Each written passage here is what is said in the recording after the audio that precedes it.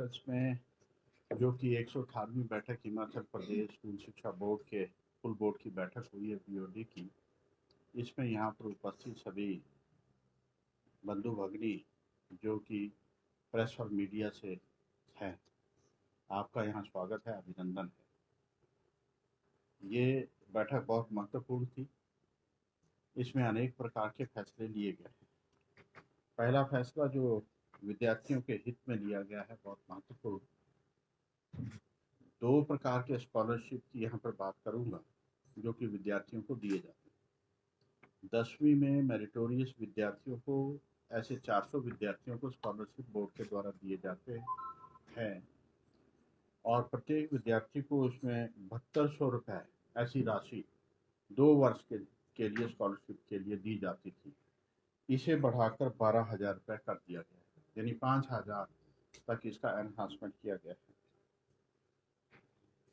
+2 के विद्यार्थी जो आर्ट्स, कॉमर्स और साइंस के विद्यार्थी हैं, उनकी राशि में बढ़ोतरी की गई है। आर्ट्स और कॉमर्स के विद्यार्थी ऐसे 100 विद्यार्थियों को ये स्कॉलरशिप दिया जाता है। पहले ये राशि 10,000 की थी और इसे बढ़ाकर 15,000 रुपये कर दिया गया। यहाँ 5,000 की एनहांसमेंट कर दी गई। ऐसे 100 विद्यार्थियों को दिया जाता है। और साइंस के विद्यार्थी ये 3 साल के लिए स्कॉलरशिप दिया जाता है जो 12वीं के विद्यार्थी हैं, जब तक वो डिग्री कोर्स करते हैं। तो उनमें भी 5,000 की बढ़ोतरी, यानी 12,000 उनको पहले दिया जाता था, वो 17,000 अब उनको हर साल स्कॉलरशिप दिया जाएगा। इस प्रकार की अप्रूवल माननीय बोर्ड ने, बीओडी मेंबर्स ने हमें दे दी।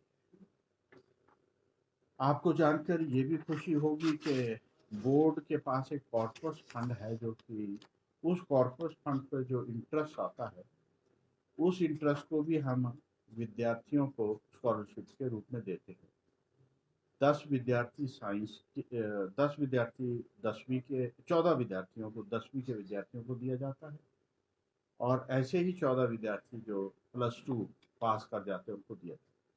लेकिन इसमें क्राइटेरिया डिफरेंट है। इसमें मेरिट भी क्राइटेरिया और ऐसे बच्चे जिनकी इनकम कम है, गरीब बच्चे हैं, दोनों क्राइटेरिया को देखकर ये स्कॉलरशिप 14-14 दिए जाते हैं। और इसमें पहले जो व्यवस्था थी तो 13 स्कॉलरशिप ऐसे गरीब बच्चों को, मेरिटोरियस बच्चों को, जो सभी उसमें आ जाते हैं। और दूसरा इसमें ये था कि एक फिजिकली चैलेंज बच्चे को दिया जाता है 10वीं का और एक 12वीं का। इसमें हमने ऐड किया है कि सिंगल गर्ल चाइल्ड, अगर है कोई सिंगल गर्ल चाइल्ड को 10वीं में जो बच्चे हैं, सिंगल गर्ल चाइल्ड है, तो 2 स्कॉलरशिप उनको इस मद में दिए जाए, इस स्कॉलरशिप मद में दिए जाएंगे। 12वीं में 3 स्कॉलरशिप एक एक स्ट्रीम में, साइंस स्ट्रीम, आर्ट स्ट्रीम और कॉमर्स स्ट्रीम में दिए जाएंगे। और जो इंटरेस्ट इसमें आएगा, क्योंकि इसमें अमाउंट और राशि हम बता नहीं सकते, जो भी इंटरेस्ट आएगा वो सारे के सारे इंटरेस्ट को स्कॉलरशिप के रूप में दे दिया जाए। और महत्वपूर्ण फैसला एम्प्लॉइज के संदर्भ में किया है, जिसके लिए हम काफ़ी समय से प्रयास कर रहे थे। सरकार से भी इसकी अप्रूवल हमने ले ली है और यहाँ सर्विस कमेटी से अप्रूवल लेने के बाद फुल बोर्ड की इसमें परमिशन चाहिए होती थी। तो पे रिवीजन जो कि बहुत दिनों से अभी हमने देना था अपने यहाँ सारे एम्प्लॉइज़ को, चाहे पेंशन में रिवीजन है, चाहे जो एग्जिस्टिंग एम्प्लॉइज़ हैं उनके पे रिवीजन में है, जो इफेक्टिव 1/1/2016 से होगा। तो अकॉर्डिंग टू गवर्नमेंट नोटिफिकेशन ये उनको पे रिवीजन रिलीज कर दिया गया है। पेंशन का भी हाइक जो की गई है अकॉर्डिंग टू न्यू पे स्केल्स के जो पेंशनरी बेनिफिट्स दिए गए हैं वो उनको दे दिया गया है। तो ये एम्प्लॉइज़ के लिए बहुत ही खर्च की बात है। इसमें जो एक्सपेंडिचर होगा वो एक्सपेंडिचर सारा का सारा बोर्ड अपने संसाधनों से वहन करेगा। एक मामला हमारे पास यह है, क्योंकि गवर्नमेंट ने 2009 की एक नोटिफिकेशन सेंट्रल गवर्नमेंट की थी, अभी हाल ही गवर्नमेंट ने उसे अडॉप्ट किया है कि ऐसे एम्प्लॉइज जो न्यू पेंशन में हैं और उनकी डेथ हो जाती है, तो डेथ होने के बाद उन्हें ओल्ड पेंशन रूल्स के अंतर्गत फैमिली पेंशन दी जाएगी। ये गवर्नमेंट ने नोटिफिकेशन की है। तो इसको भी हमने अडॉप्ट कर लिया है। और एक हमारे एम्प्लॉय, एक पीएम थे, उनकी डेथ हो गई थी, तो उनको हमने ओल्ड पेंशन रूल्स के अंतर्गत फैमिली पेंशन देने का निर्णय फुल बोर्ड ने किया है। बंधु भगनी, अभी बजट भी पास हुआ है, तो इस साल 196 करोड़ के, इससे थोड़ा सा ज़्यादा है, 196 करोड़ का एनुअल रिसीट और एक्सपेंडिचर भी इतना ये हुआ। ध्यान रहे, गौरतलब है कि जब यहाँ पर मैं चेयरमैन के रूप में आया था, तो यहाँ 70 करोड़ के करीब हमारे पास बजट था। तो इसमें एक वृद्धि, हम सेल्फ सस्टेनिंग हुए हैं, जिसके चलते हम ये सारे रिवीजन पे रिवीजन सब हम दे पा रहे हैं, अन्यथा नहीं दे पाते। तो एक मस्तराम एम्प्लॉय था, उसका मामला भी फुल बोर्ड के पास गया सुनवाई के लिए। क्या था कि उनका डिसमिसल हो गया था, फाइनेंशियल एम्बेजलमेंट में वो केस उनके खिलाफ चला था, और बोर्ड ने उन्हें डिसमिस कर दिया था सर्विसेज से।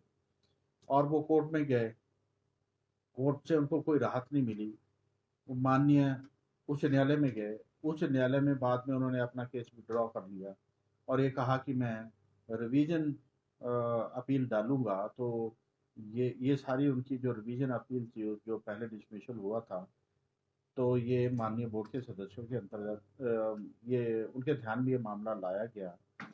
तो इसमें दो बातें थी कि डिले हो गया है मामले को हमारे पास आने के लिए, तो इस पे सहमत हो गए सभी बोर्ड के सदस्य कि डिले को कंडोन कर दिया जाए और एक समिति का निर्माण किया जाए, तो पूरा एग्जामिन करेंगे। एग्जामिन करने के बाद उनकी जो रिकमेंडेशन होगी, फिर बोर्ड में मामला लिया जाएगा, फिर बाद में अकॉर्डिंगली मसराम को बता दिया जाएगा कि इसमें बोर्ड ने क्या फैसला लेना है। और यहाँ पर एक शिक्षक सदन का निर्माण हो रहा है। तो आप सभी जानते हैं 5-6 करोड़ से ये शिक्षक सदन का निर्माण होना है। तो इसका नामकरण का भी सारा मामला जो है माननीय बोर्ड के सामने लाया गया। तो सभी सदस्य सहमति से जो इसका नामकरण किया है शिक्षक सदन का, आर्यभट्ट सदन के नाम से इसमें किया है। जो शिक्षक सदन यहाँ बोर्ड में होगा, आर्यभट्ट सदन से जाना जाएगा, जो महान साइंटिस्ट भारतवर्ष के। एक कॉन्फ्रेंस हॉल यहाँ पर बनाया जा रहा है, बहुत हाईटेक कॉन्फ्रेंस हॉल होगा वो, और वो हाईटेक कॉन्फ्रेंस हॉल जिसमें कि लेटेस्ट इक्विपमेंट और गैजेट्स अवेलेबल होंगे, बैठने की व्यवस्था बहुत बढ़िया होगी उसमें। ये लगभग 180 ऐसे सीटिंग कैपेसिटी का एक कॉन्फ्रेंस हॉल बनेगा। तो इसका नामकरण का भी प्रश्न था, तो ये भी माननीय बोर्ड के सदस्यों के समक्ष रखा गया। तो सभी ने सहमति, और ये उन्हीं की तरफ से सुझाव आया कि इसे नाम रखा जाए दीन दयाल उपाध्याय सम्मेलन कक्ष। तो ये हुआ है। और एकेडमिक से संबंधित शैक्षणिक क्या क्या गतिविधियां आगे चलनी है उससे संबंधित कई फैसले लिए गए। संस्कृत को तीसरी क्लास से 5वीं क्लास में पढ़ाना है। आप सभी जानते हैं हिमाचल सरकार ने संस्कृत को द्वितीय राजभाषा का दर्जा दिया है। तो तीसरी और 5वीं तक हमारे पास पुस्तकें तैयार हैं। तीसरी और चौथी में हमने वर्क बुक दी है जिसका कोई एग्जामिनेशन नहीं होगा, और 5वीं में परीक्षा होगी, वो भी एक वर्क बुक में ही रहेगी, और खेल खेल में संस्कृत बच्चे सीखेंगे, इसका अप्रूवल मिला है। वैदिक मैथमेटिक्स, और आपने हाल ही में मन की बात में आदरणीय प्रधानमंत्री जी के भी सुना होगा कि वैदिक मैथमेटिक्स लगाना चाहिए, और सब जितने भी एक्सपर्ट साइंटिस्ट और आज सब ये मानते हैं कि वैदिक मैथमेटिक्स हमारी ज्ञान परंपरा है, और इससे मैथमेटिक्स का डर निकलता है बच्चों में। और कोई भी कम्पिटिटिव एग्जामिनेशन में बच्चा जाता है तो वैदिक मैथमेटिक्स जाता है तो वो क्विकली उन सारे प्रश्नों का हल कर लेता है। तो उसे भी 6ठी से लेकर 10वीं तक लगाने का जो है, वो सारी पुस्तकें हमारी तैयार है। तो बोर्ड से अप्रूवल मिल गई कि वैदिक मैथमेटिक्स लगा सकते हैं। Clean and green campus movement Himachal Pradesh board of school education चलाना चाहता है। इसमें सारे प्रोजेक्ट हमने तैयार किए हैं। आप सभी जानते हैं कि कैंपस क्लीन और ग्रीन हो, एनवायरनमेंट का कंसर्न वर्तमान में हर जगह है। तो इसमें हम 3 प्रकार की योजना है और अभियान हम 3 प्रकार के चलाएंगे।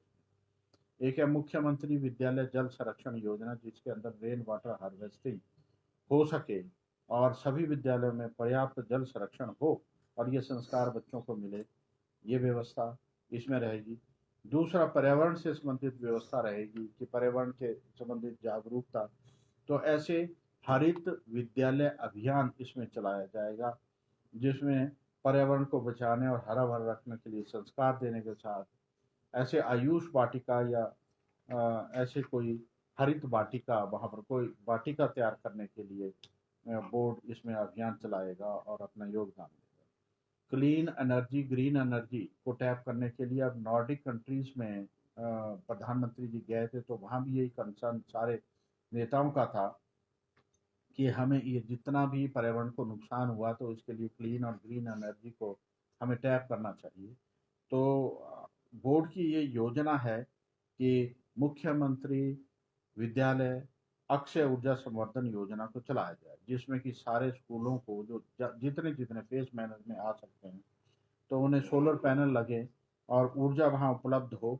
इससे जो स्कूलों में इकोनॉमिक जो ज़्यादा उनका भार कम होगा, जो साल भर जितना पैसा बिजली बिल के लिए दिया जाता है वो कम होगा, और साथ ही हम ग्रीन एनर्जी को भी टैप कर सकते हैं। म्यूज़िक की जो टेक्स्ट बुक्स थी वो नहीं थी, आज तक नहीं थी, तो छठी से लेकर 12वीं तक, छठी से लेकर 10वीं तक एक पुस्तक बनाई है, प्रज्ञा, संगीत प्रज्ञा भाग 1, और 11वीं और 12वीं के लिए संगीत प्रज्ञा भाग 2, ऐसी किताबें बनाई हैं, बहुत अच्छी हैं और किताबें, उनको भी बना के तैयार कर दिया गया है और वो फिर हम बोर्ड से अप्रूवल मिल गई है।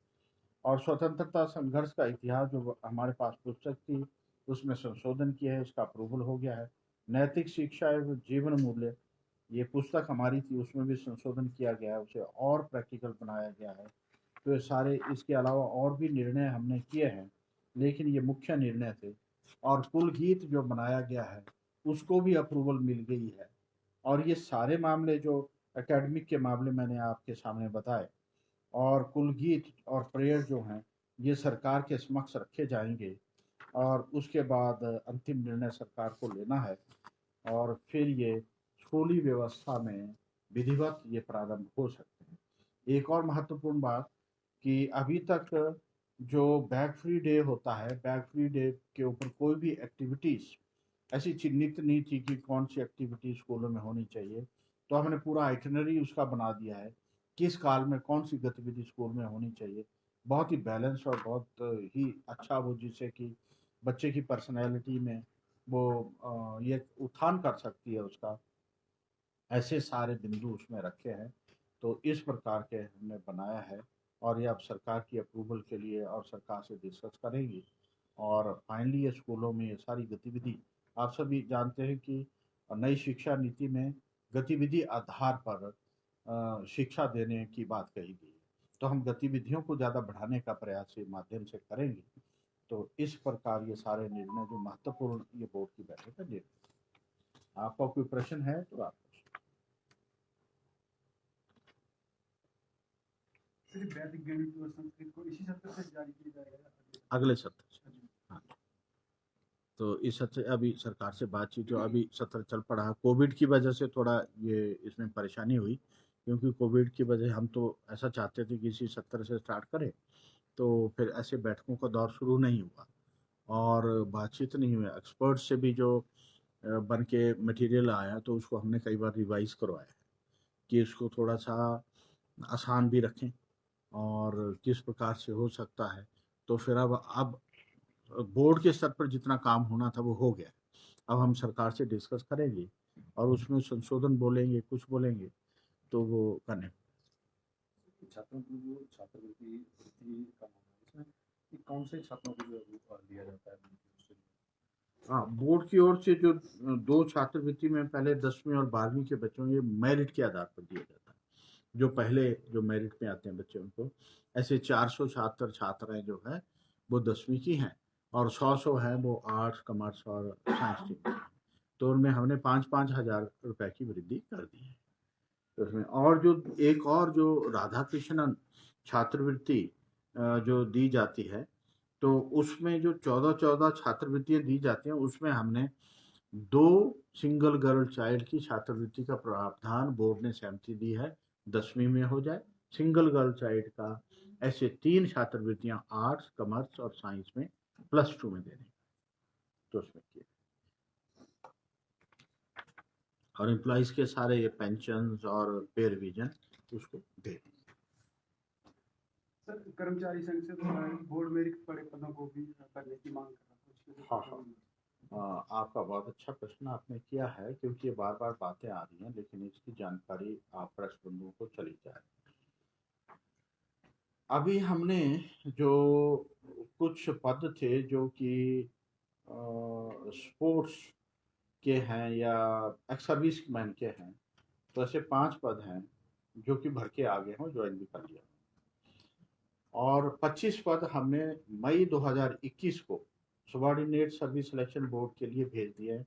सरकार से हमने परमिशन ली थी 25 पद भरने की, 25 की मिली थी तो इसलिए वो दे दिया 2021 से, मई 2021 से।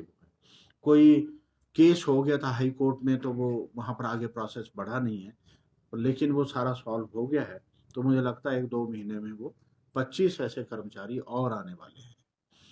और अभी अभी हमने 23 पद और सर्विस कमेटी की मीटिंग हुई तो 23 जेओ के पद जो है हमने सृजित करवाए हैं। तो हम क्योंकि ये बोर्ड से अप्रूवल होनी थी तो बोर्ड की अप्रूवल के बाद फिर हम उन्हें 23 पद को भी दोबारा भरने के लिए सबॉर्डिनेट सर्विस सिलेक्शन बोर्ड को भेज देंगे क्योंकि बोर्ड के पास अपनी ताकत नहीं कि उनको स्वयं भरे। और एलडीआर में, एलडीआर का मतलब है उसमें क्लर्क बनते हैं जो पीएन है तो पीएन की भर्ती की भी हमने एलडीआर में परमिशन ली तो जो कि बहुत मुश्किल है मिलना इसको तो सरकार ने दे दी है और इसमें हमने 14 पद भरने हैं तो 5 पद जो है वो बोर्ड जो है वो सीनियरिटी के आधार पर भरेगा और 9 पद जो है सबॉर्डिनेट सिलेक्शन बोर्ड जो है उनका रिटन टेस्ट या टाइप टेस्ट कुछ लेगा तो उसके बाद वो भरेंगे।